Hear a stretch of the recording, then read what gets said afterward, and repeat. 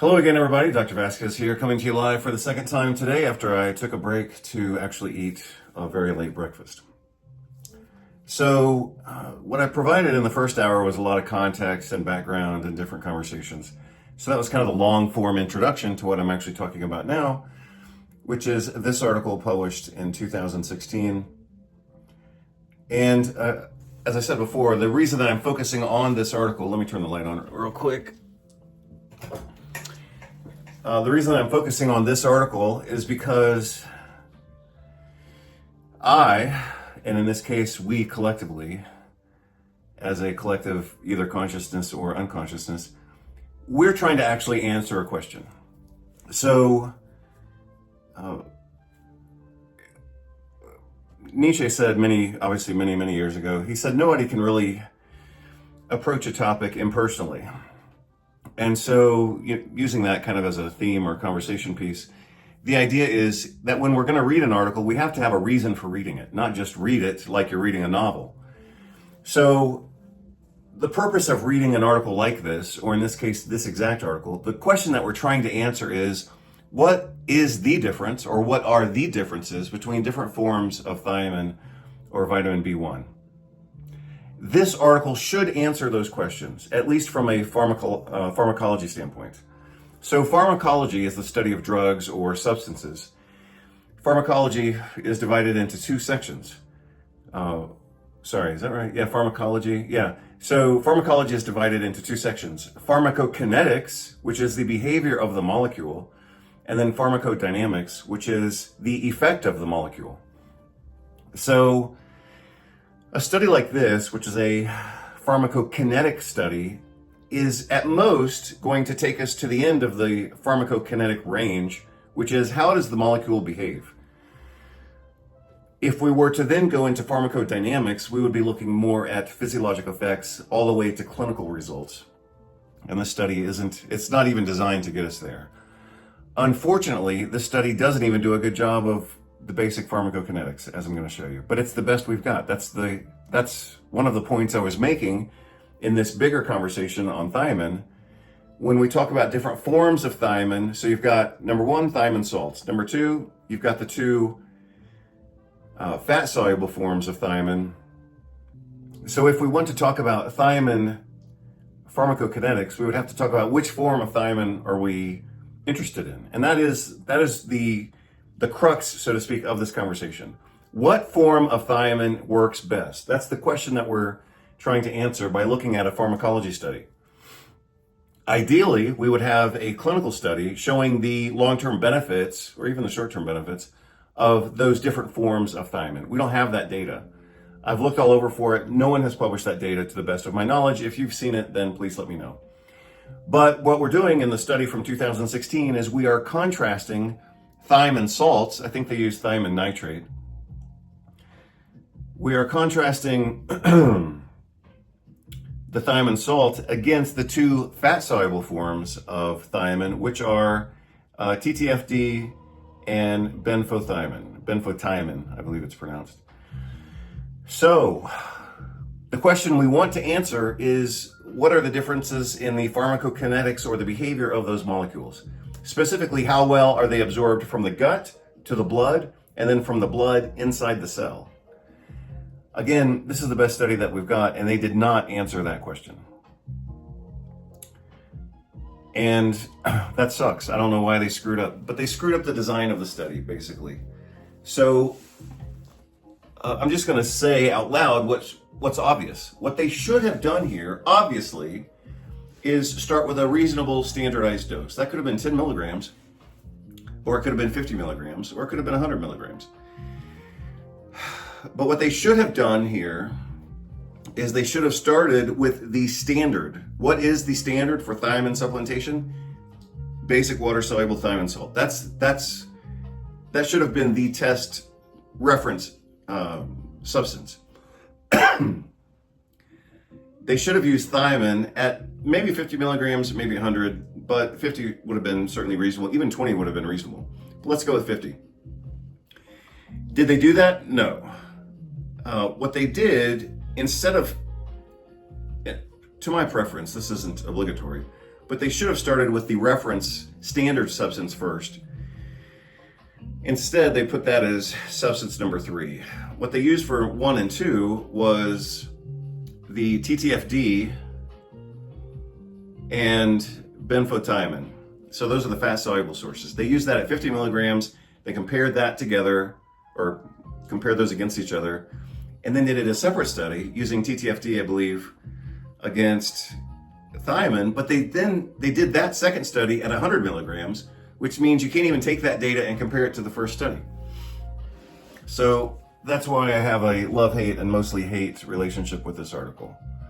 Let's look at their data. They put it all on one page, and you're looking at it right here. So I'm just going to go through this. I'll try to go through it efficiently, and I'm just going to describe each one of the boxes because that's really where the payoff of this article is. So, TTFD against benfotiamine, you can see here the gut to blood absorption was about the same. However, so that's just basic pharmacokinetics. So administration and absorption is covered here, and they were identical. But look at the big difference in the production of thiamine diphosphate. So that's TDP. TDP, thiamine diphosphate, is the active coenzyme form of thiamine. So this is what we want. This is what we need. But we don't really need it in the plasma. We need it inside the cell. They measured it here in the plasma. So is that information we can use? Yeah, kind of. Is it really kick-ass information we can use from a clinical standpoint? No, zero. Not at all. So, benfotiamine clearly superior over TTFD for plasma thiamine diphosphate production. Let's see. I'm not going to expand that because then I would have to bounce all over the page. But you can see it clearly enough. This is the benfotiamine here, and this is the TTFD down here. So clearly, the benfotiamine was better. And then they looked at plasma concentration of total forms of thiamine, and they were about equivalent, which is not what you would expect looking at this. So what do we get from this first row of data going across ABC? What we get here is that the absorption from gut to plasma is about the same, and the total thiamine production is about the same, but it looks like benfotiamine is clearly superior over TTFD for plasma TDP production. However, again, is that really what we're looking for clinically? Like, do we want the active metabolite in the plasma, or do we want it inside the cell? Obviously, we need it inside the cell. So this is kind of optimistic data that would suggest you would use this, especially in somebody maybe who has malabsorption, but it's not really good clinical data in my opinion. For raising levels, I just have to turn my head to see what they say. Hemosylate concentration of thiamine. They were obviously comparable. You can see the lines are pretty much the same. So my interpretation was slight benefit of TTFD over benfotiamine for intracellular B1.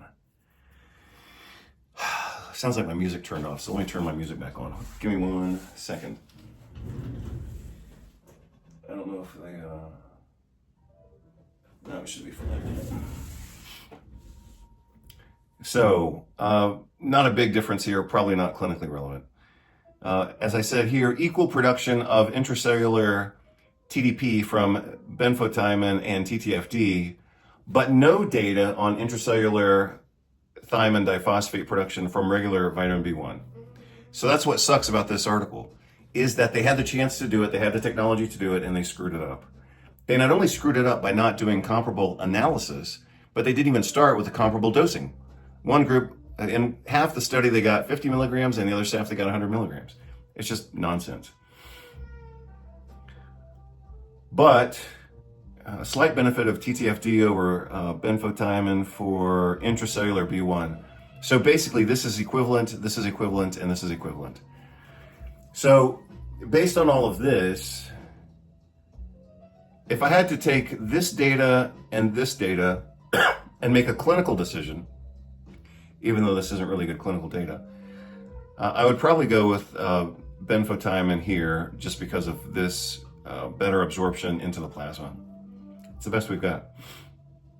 However, what I'm interested in, other than comparing those two fat-soluble forms, what I'm actually interested in knowing is, are these actually superior to regular, cheap, readily available thiamine?